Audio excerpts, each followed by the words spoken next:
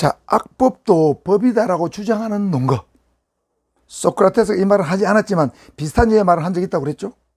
자, 그렇다면 이런 주장은 누가 하느냐? 주로 법실증주의자들이 합니다. 여러분, 법실증주의라는 것은 법만능주의자입니다. 실정법 만능주의자를 말해요. 그러니까 실정법, 현재 대한민국에서 또는 어느 나라든지 그 나라에서 적용되고 있는 법, 실효성 있고 실효성이 있어가지고 적용되고 있는 법은 무조건 지켜야 된다는 얘기죠. 법의 내용과 관계없이. 그게 법실증주의자들의 입장입니다. 그러니까 당연히 악법도 지키라고 존재한다는 거죠. 그래서 그 법은 악법이든 선한 법이든 폐지될 때까지 반드시 준수해야 되고 위반할 때는 처벌해야 된다고 보는 거죠. 또 다른 논거는 개인적 어떤 자의라는 하는 것은 독단적으로 자기 마음대로 생각하는 거예요. 자기 마음대로 자기 뜻에 따라서 또는 주관적 가치 판단에 따라서 준수 여부가 결정되는 것은 법치주의 정신에 위배된다는 거죠. 그렇죠? 자, 이거 상당히 일리가 있는 얘기죠. 법은 지키라고 존재하고 폐지될 때까지는 함부로 법을 무시해서는 안 되고 개인이 자기 마음대로 판단해가지고 이건 악법이니까 나 안 지켜도 돼. 그거는 곤란하지 않습니까? 법치에 위배된다는 거죠. 이런 것들을 논거로 들 수 있는데 반대로 악법은 법이 아니다.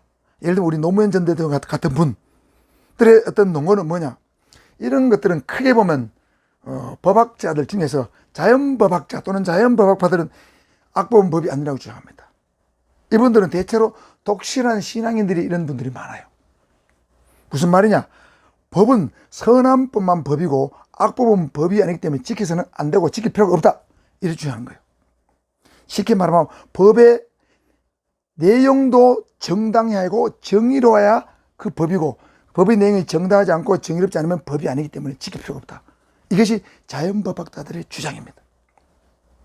그게 바로 여러분 실질적 법치주의입니다. 여러분 근대 국가에서는 근대적 형식적 법치주의를 강조했어요.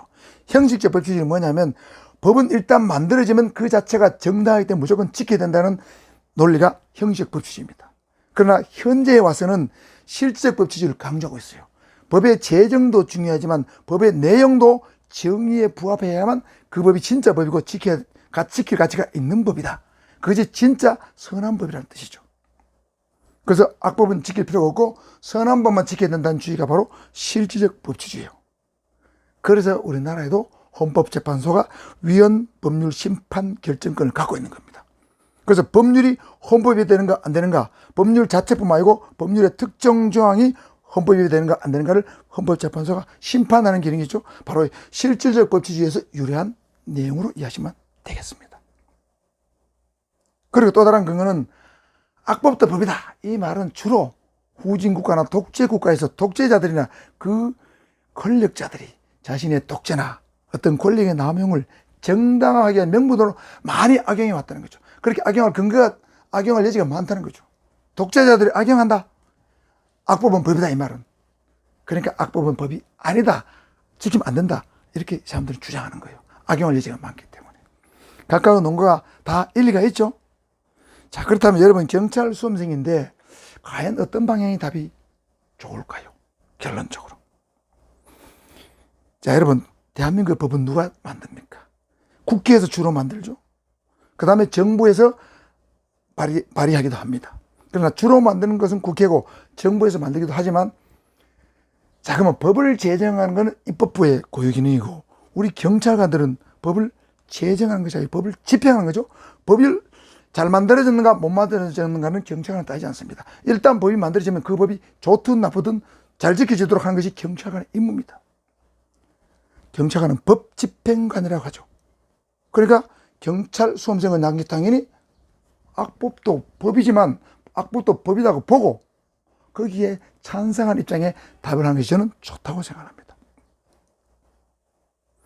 법치주의 국가에서 법은 일단 지키라고 있는 것이다. 이런 측면에서 저는 악법도 법이다. 이게 손을 들어주고 싶고요. 그 다음에 악법이냐 아니냐에 대한 판단 기준이 사람마다 다 다르다는 거죠.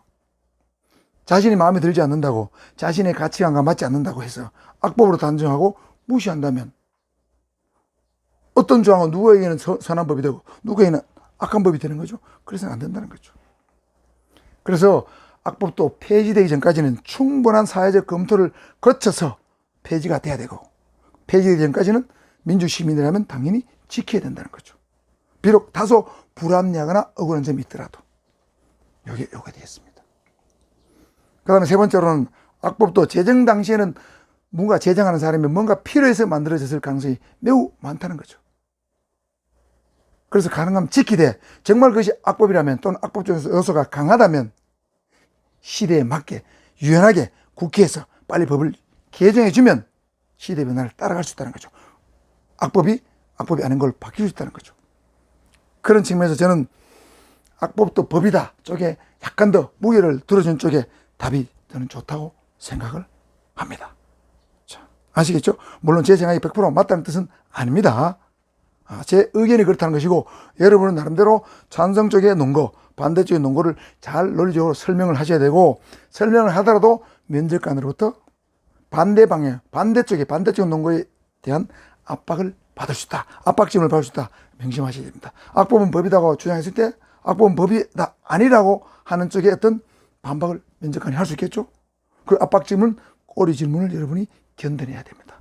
그래서 찬성적인 논거와 반대적인 논거를 다 여러분이 포괄적으로 숙지하고 있어야만 이 질문에 여러분이 면접에 잘 대응할 수 있을 것이다. 대처할 수 있을 것이다. 이렇게 생각을 합니다. 여러분에게 좀 충분한 답이 됐는가 모르겠습니다만은 여러분이 면접하는데, 준비하는데 도움이 됐기를 바라면서 제 강의 일단 마치도록 하겠습니다. 수고했습니다. 감사합니다.